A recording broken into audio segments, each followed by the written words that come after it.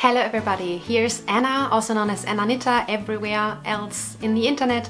You can find me at annanita.com. Yeah, there you will find all my hand-dyed yarns and patterns I will talk about later. And this is a knitting podcast. Sometimes I talk also about crocheting or other crafts like cross-stitching or sewing. But mainly this is a knitting podcast. If that is something you might be interested in, grab your favorite beverage and maybe your current project and enjoy the next, 30 minutes approximately or 45 minutes. And let me tell you what I have been up to. After filming all the Vlogmas episodes and knitting every single day in December, I was a little bit burned out. So I took time off from filming and also from knitting during January. I nearly knit anything in January, but I'm totally fine with that. I have so many different hobbies, and some of you might remember that I wanted to focus on one of my other hobbies every month of the new year, so 2024. And so a knitting slump wasn't too bad. I still have finished objects to show you and works in progress, but most of them I was working on in December and the very first day of the very first days of January, I think. So let's start with the finished objects. My first finished object is my pair of Christmas socks. This is finished for several weeks now, maybe even a month, I don't know. But I did not wear them because I wanted to show them nice and neat before going through them and washing them and so on. This is the colorway Holly and the Ivy. It's my hand-dyed yarn. It was a sock set, and this sample is knit up in sport weight with sparkle. Here on the red you see it very well, with silver Lurex, silver sparkle. Right now in the shop I have my current sock set also available on golden Lurex, golden sparkle. But I will talk about that later. I added a pop of red here, like the crazy sock lady does. I really like that. And the toe is red too, and the heel is green, and I did the same on the other sock. I mean, you could switch it around, for example. I think I was considering doing that, but I really like matching socks. One day I will do that. One day I will knit mismatching socks.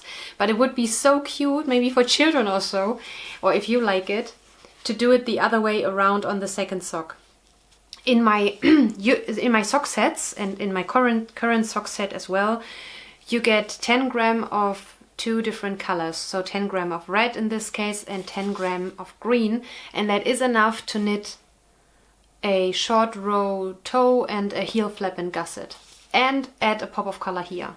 I mean, it always depends on your gauge and your shoe size, but the average shoe sizes is no problem. So I really like these socks, and it was difficult not to wear them, but I disciplined myself. I have lots of Christmas socks and many more other socks, but I think this will be my pair for the weekend. I know it's not Christmas, but I really want to wear them now that I can.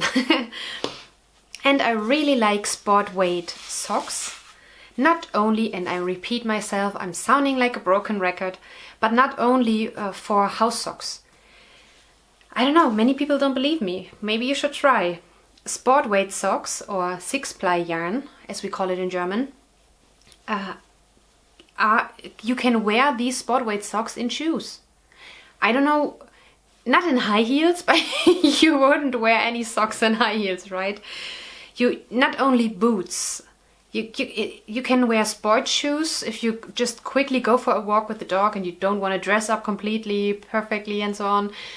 Or you can, the normal shoes, normal street shoes, you can wear these. I do that. And my husband does this too, and he's wearing fancier shoes for work, and he has no problems with fitting in the shoes. It's not tight, it's not uncomfy or anything. Sport weight socks for the win, because they are quick, they are thick, they are warm, and perfect for gift knitting. I always recommend this for gift knitting because you make you can knit a pair of socks so much quicker. It's not such a big difference in thickness, but the finished result shows it's thicker, and your speed shows it as well, your knitting speed. So yay, finished object for myself. And the next finished object is a pair of socks too. This is Opal subscription yarn. I have to say something about the subscription in just a moment. This is Opal subscription yarn from the last shipment, so December 15th, so the 15th day of December, not year 15. And my goal was to knit through the entire shipment before the next shipment arrives, which is March 15th. Let me show you the sock first, and while I put them on the blocker, I can tell you I won't meet this goal. I lost 1.5 months of knitting because I wasn't knitting on other things during December other than my cowl, and in January I didn't knit at all, so no way I can finish 5 other pairs of socks in 1.5 months. No. Here it is. It's such a fun colorway. When I picked this ball, I saw a decorated Christmas tree, the decorations and the Christmas lights. You don't see this knit up anymore, but it's a very fun and happy colorway. And again, I'm looking forward to wear these. I didn't wear them, so I can show you fresh and neat socks for the podcast. Oh yeah, here for those I used 3mm needles, and I used my sock knitting table for sport weight socks. I don't know the cast on stitch number off the top of my head now, but with this I cast on 60 stitches. Sometimes I do 64, it depends. It can be very handy to have a little roomier socks to wear them over pantyhoses, for example. But this is so this should be a tight sock, so I can use it directly onto the foot and it won't be slouchy. And 60 stitches, vanilla sock, 2.5mm needles, 2x2 ribbing, approximately 20 centimeter or a little bit more than 20 centimeter of a leg, inclusive the cuff, slipped stitch, heel, flap, and then gusset. And that's my favorite. I used my sock knitting table for the length of my foot. And this is a German Bandspitze toe, so you make simple decreases in not always every other row. So you start, you make the first decrease, then you knit 3 plain rounds, then you make another decrease. Then depending on your shoe size, how often you do it in the 4th round, then you do it in the 3rd round, then you do it in the 2nd round. It's always depending on your shoe size. Everything is in my sock knitting table, which comes in every of my sock knitting patterns, but also you can buy it separately for all yarn weights, sock yarn weights, fingering, sport and DK. And the sock knitting table is always in my knitting basket. Yeah, and that's also for me. It's a little selfish, this episode, but I was knitting many presents.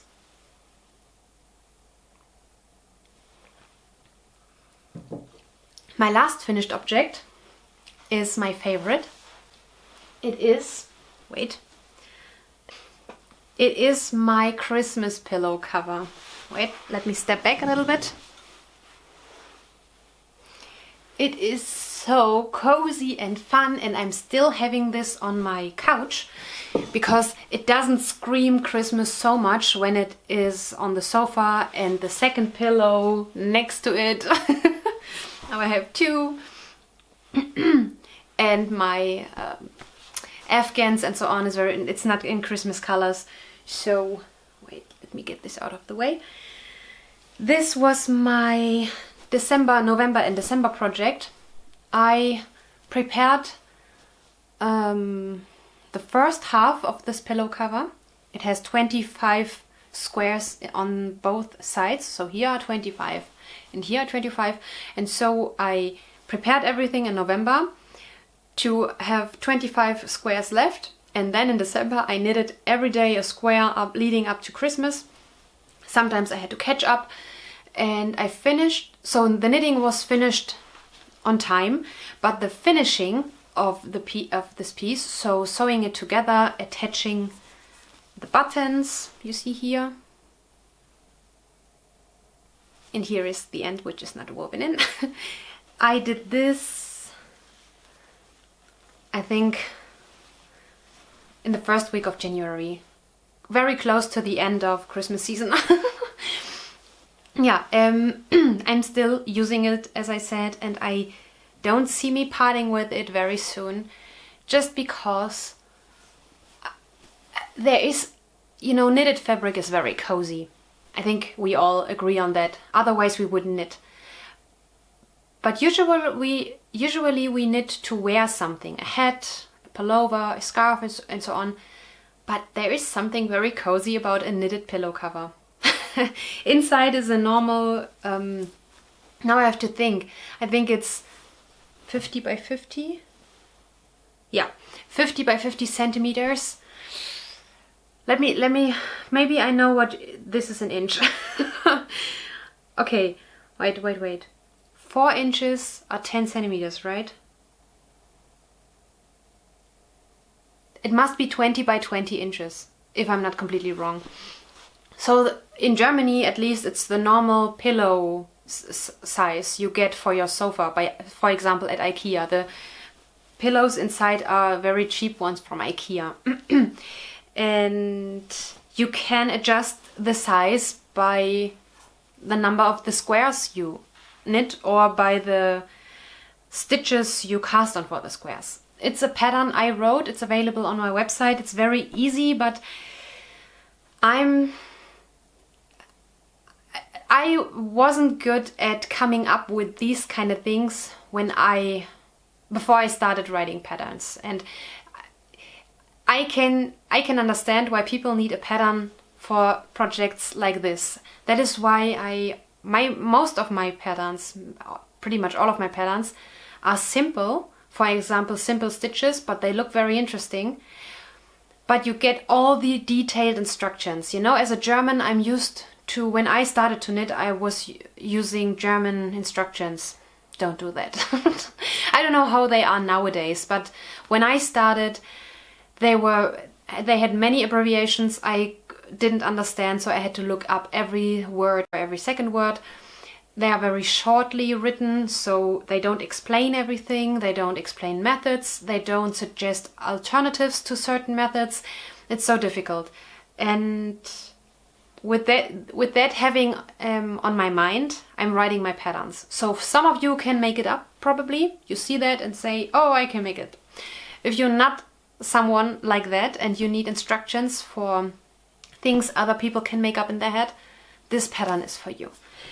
I planned, after finishing my Christmas pillow, to start a blanket in that style. You know, I finished a Cozy Memories blanket already, but I would like to have a Cozy Memories blanket with these white frames. It's just knitting the first 10 rows in a contrast color and then starting the color part. And you cast on 10 stitches more in the beginning. That's everything you need to do to knit this Cozy Memories blanket. But I enjoy these pillows so much. I am thinking about knitting another pillow.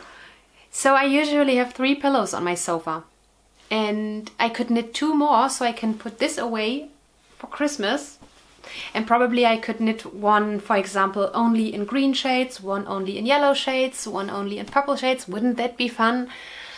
Oh, I think I might do that. Or another very fun colorful one. This is completely out of opal yarn. And this here is out of German Christmas yarn from Butternet. Unfortunately, you can't get this in the US and many other European countries. You can't get it either. So it's normal sock yarn with golden stellina. I will show you here. I used 2.5mm needles, and the contrasting white is opal pure white. I had or have in my shop. I don't know now exactly. You have to look it up. Yeah, it's so much fun. You need 100 grams of a contrasting color and 50 different minis. Or as you do what I did and you buy, I don't know, 6 or 7 different colors and don't use minis. I used 100 gram balls, many different ones. I love these pillows. I really do. They are fun to make because you will finish them. Not everyone finishes a blanket, but these pillows are really doable. It's still a lot of work. People who do not knit wouldn't think that. They think, hey, it's very small. It doesn't look like a lot of work.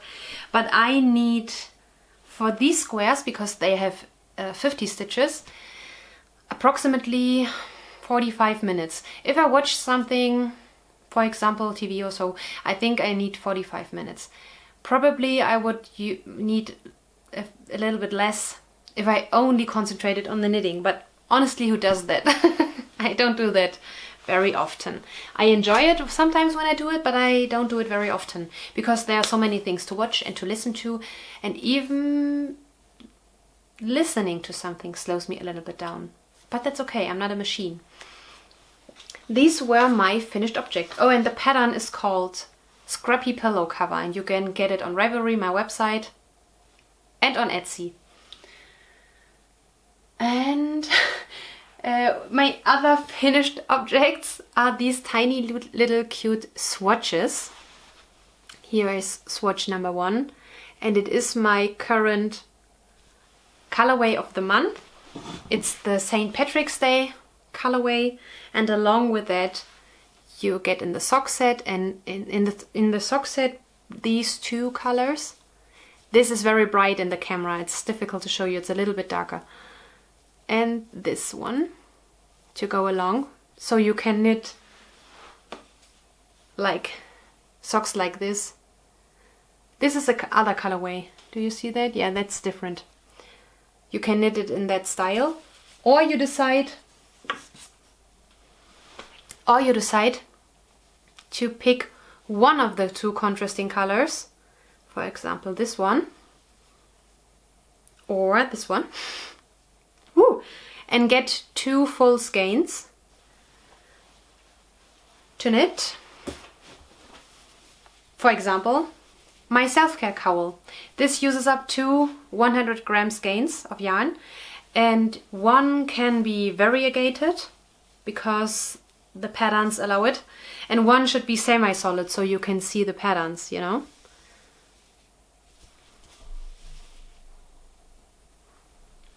That's why I designed these sets, so you could use, instead of the brownish color, the green one, and instead of the blue, the tonal green or tonal bright aqua. So that is that was everything I knitted in the last, I don't know, 4 weeks. And I had to do this so I'm able to show you how my yarns look in the shop. I think you see them here. Yeah, right. And while I was knitting the swatches, I thought, Anna, maybe you should knitting again. Sometimes you need to force yourself to do something, to remind yourself how you enjoy it. I'm not quite there yet. Maybe I will grab the needles today, but probably I will cross stitch a little bit today. Oh yeah, now we come to my works in progress. Oh, I was lying. That wasn't everything I knitted, but I think that was everything I knitted the last 2 weeks. The work in progress has a half-finished object. It's a mitten, and this is the second ball of the last Opal subscription. Oh, I forgot, I wanted to tell you something. So this is a fingerless mitt. The pattern is called Happy Scrappy Mitts because it was designed to make it very short and out of scraps. And I used 2.5mm needles. Yeah, it's a very well written pattern. When I knit it the first time, I was acting very stupidly and thought it is so complicated. It's not complicated. I just wasn't used to knitting these mittens and thumbs and so on. And this could be done. I lost steam on it. I lost my mojo. I lost steam on it. I think I have to knit 2 or 3 more rounds of ribbing, cast off, and finish the ribbing of the thumb. That's it. And it would be finished. And it's matching. And I didn't do it. I think I should finish it. If I feel the inspiration to try to get back into knitting today, I should finish this one, because finishing something strikes even more motivation to do something. So that it would be an easy win. That is the only current knitting project I have, because as I told you, I was knitting the last weeks, but I was cross-stitching and I did progress. For me it was big progress. This month I decided to focus on 2 of my other hobbies other than knitting. The one is gaming. I told you I received a Nintendo Switch for Christmas, so I was playing Stardew Valley, Zelda Breath of the Wild, and Dorfromantik, which is a tile laying sort of board game, but digitally. And now they came out with a board game as well, and it was Game of the Year in Germany. We have this club that I don't know, decides every year which game is the game of the year. Yeah, it's a very big thing to be game of the year in Germany. We own very many games of the year. For example, Scotland Yard was game of the year, Rummy Cup was game of the year, Settlers from Catan was game of the year, Azul, we have Azul. So all these big games. Now I have to get my stitching of my Q-snap. I'm using Q-snaps because it's easier to hold them. I think hoops are prettier, but I lose tension. So my fabric loses the tension all the time using hoops. And the Q-snaps are staying very nice while stitching, and it's easy to tighten up the tension again if you lose it. Okay, now, yeah, I keep the needle minder on it now. So, okay, the pattern is called Midnight Way. It's very crinkly, I'm sorry. Midnight Way by the Frosted Pumpkin Stitchery. And it's the Halloween Midnight Way, because I think they have 2 different ones. The autumnal Midnight Way, I think. But definitely Christmas. So here is the first third of the pattern. And I finished everything under the ghost chop. Wait, it's so difficult to show you. Everything here. I stitch everything here. And next to the bookshop, the bed, the stars, and the lantern. And now I am, did I say knitting? Stitching.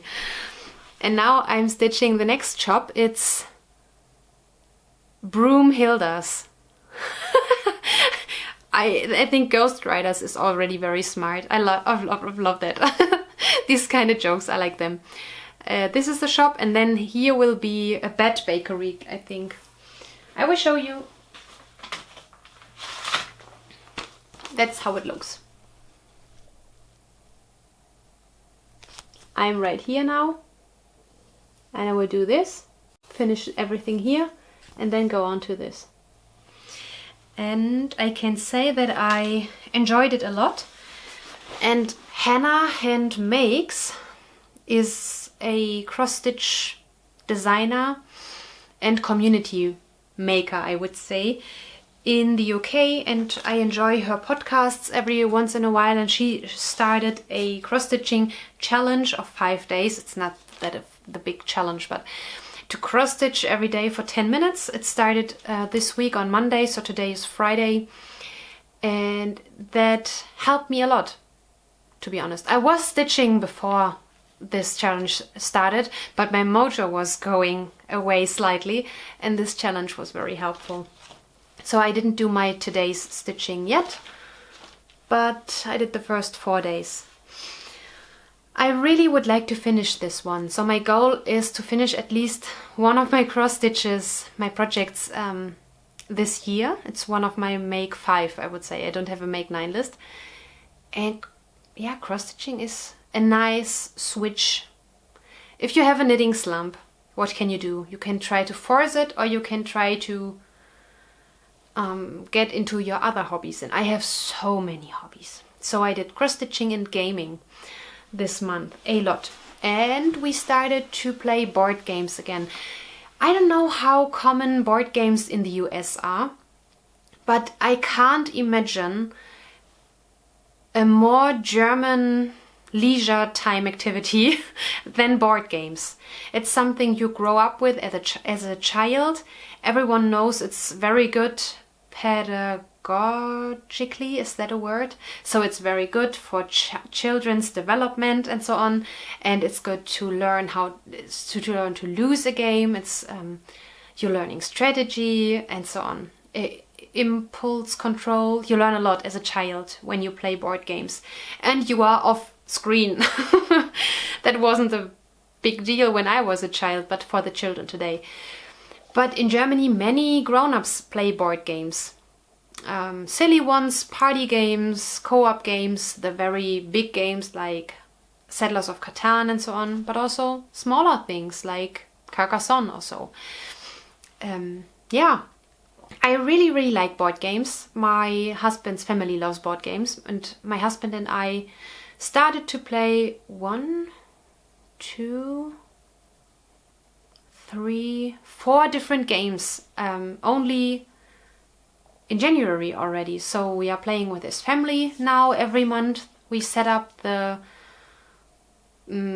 fixed date. So one day every month we want to sit together and play board games, and everyone can choose a game we will play. And that's fun. And my husband and I started to play again also during the weekdays. For example, instead of, hey, let me show you what I saw on YouTube today, we sit down and play a little dice rolling game or a little card game or something. And this weekend, I hope we will play something bigger.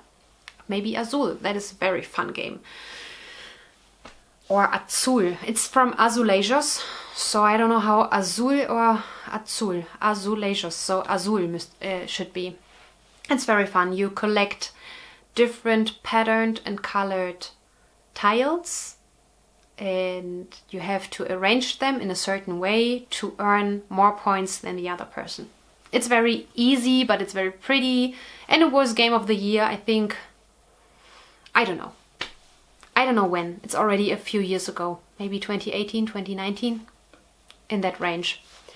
Okay, let me have a look at my sheet. Anna's Knit Club. You know, I host a little knitting or crafting community in general, because the internet is not always a fun place for us anymore, because the knitting community became very weird. Let's put it this way. And in Anna's Knit Club, it's all about having fun, not debating politics, but talking about our favorite patterns and yarns, but also what we read and our favorite recipes and everything. So for every topic we have a thread, so you don't get overwhelmed by one big chat. And I would invite you to come over to Anna's Knit Club on Telegram. I prefer Telegram over Instagram and every other social media community, because there we all can share photos and links and chat with each other, and we can start private chats with each other as well. That's not possible on Instagram. It's just not possible. I can post and you can comment, but you can't share your photos with me so easily and so on. And now that Instagram changed the way I can see the hashtags, I only see the most viewed hashtags and the most liked hashtags, so I won't even see your posts. That's why we do Telegram. It's free. You have to download the Telegram app on your phone. You can use it on your PC as well. And yeah, and then we can chat. And every month I have a prompt for us all to craft something. And this month, in February, I want to make hearts. And you can stitch them, you can sew them, you can knit them. They can be part of a project, for example, embellishment, like duplicate stitching on a scarf or something, or on a pullover. Or the heart can be the project itself, for example, a heart-shaped pillow or an ornament for the Christmas tree or for your spring decorations. So that is this month's prompt. And every month I draw a winner from the monthly prompt thread. And the winner for January is already announced, and I will ship the prizes on Monday. Yeah, that's that. I didn't want to forget that. Now we come to the last segment of the episode. It's Insta Knit Night. Insta Knit Night is a hashtag on Instagram. It was founded by Joan, but she passed away a few months ago. And now Cindy Knits keeps us entertained with weekly questions about our knitting life. I'm not so much on Instagram, so I like to browse through the last prompts, questions she shared, and answer them here on the podcast. First question. Let's continue getting to know each other. What are you watching or reading currently? Oh, I am not watching something specific at the moment, but I'm reading 2 books. The one I talked about already, it's Left Behind.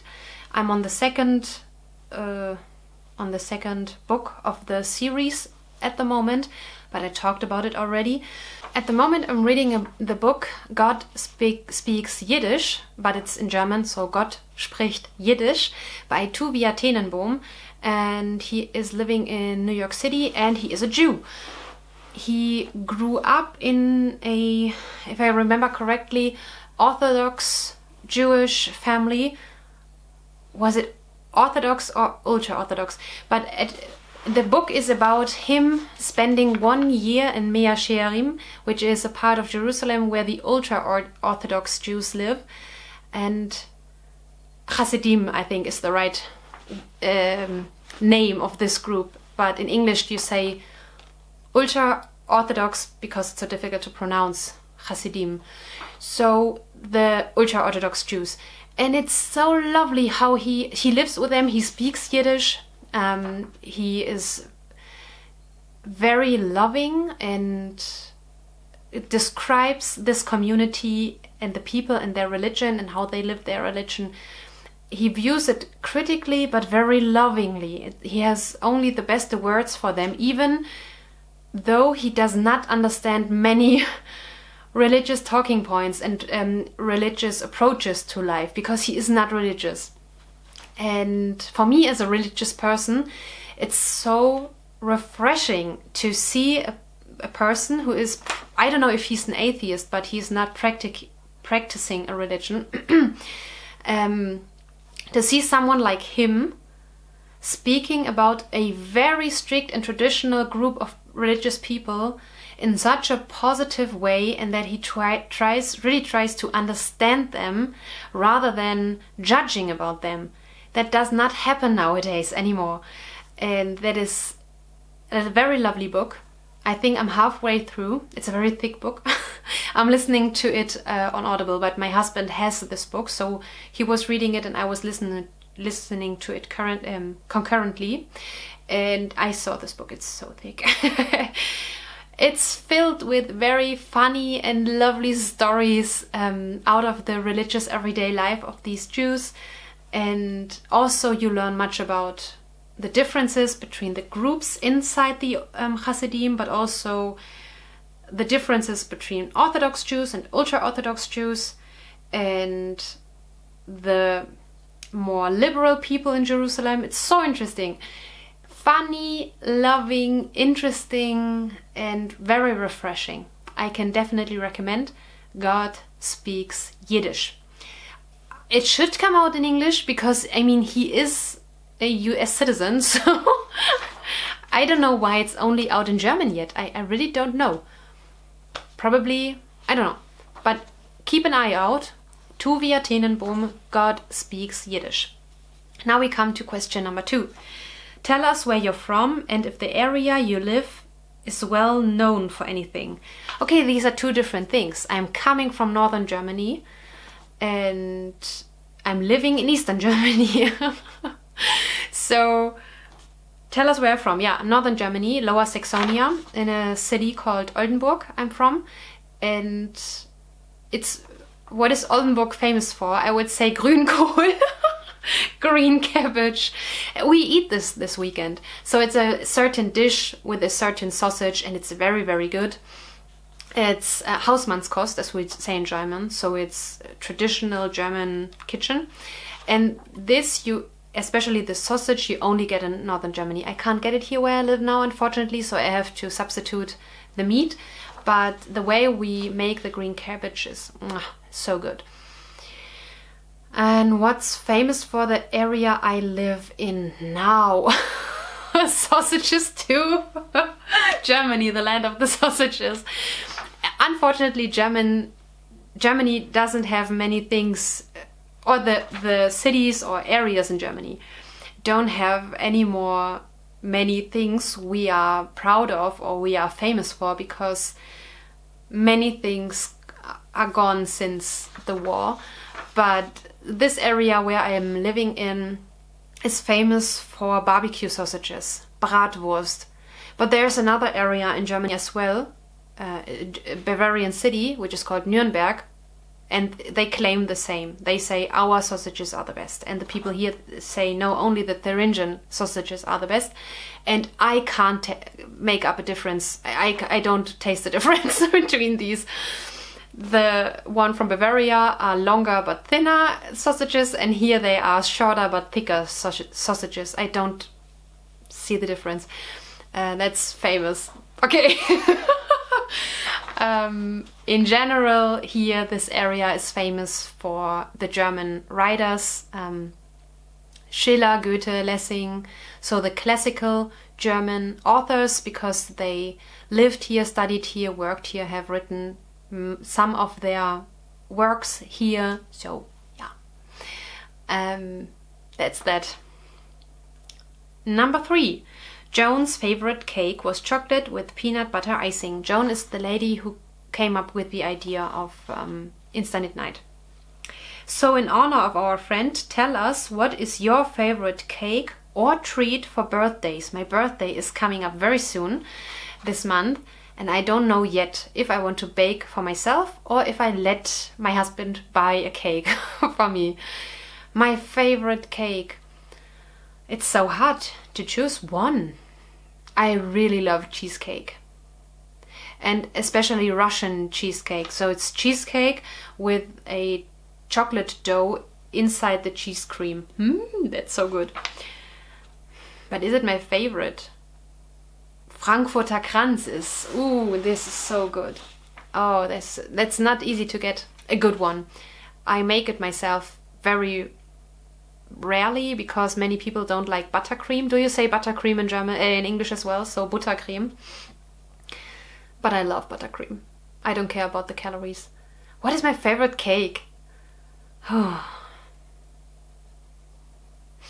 really like dry cakes. So we make a difference in Germany. I don't know how you say this in English. We have cakes, so hazelnut cake and chocolate cake and I don't know. And then we have Torten, so everything with whipped cream, heavy cream, buttercream and so on, the more fancy things. And I really like the normal cakes without fancy decoration, frosting, icing, whipped cream and so on. But I also like Torten, so Schwarzwälder Kirschtorte, Black Forest Cherry Cake, for example. I can't pick one, I'm sorry. So I will say cheesecake because this weekend I made cheesecake for us. And the last question. Tonight's topic is notions bag. Do you keep just one or many? Do you collect them? Give us all the details about how you use yours. Notions bags, not project bags. So I used to use notions bags, and for my bigger tools I don't use every time I work on a project. I still have pretty notions pouches. I received many pretty ones also from my viewers. I have a Christmas one, it's very pretty, a Halloween one is very pretty. But my daily notions I use, like a small pair of scissors, darning needles, stitch markers, clippy markers, and so on, I'm having in a box. So a box like this, I received this from my friend Christina from the US, and it fits everything. It's easy to find everything. It's easier to use it than a pouch. But I have, as I said, a pouch with my bigger measuring tape and post-its and a pencil and so on. So that's how I use it. And that's the end of this episode. If you want to knit St. Patrick's Day projects, hop over to my shop and get yourself a St. Patrick's Day set for socks or for the cowl. And if you buy the cowl set, you get my free pattern. Where is it? Oh, it's laying over there behind the camera. My free cowl pattern. And let's keep our fingers crossed that my knitting mojo comes back a little bit. So we probably will see each other in 2 or 3 weeks again. Until then, I'm wishing you a lovely weekend, a fun Super Bowl weekend, and take time for the things that make you happy. Bye!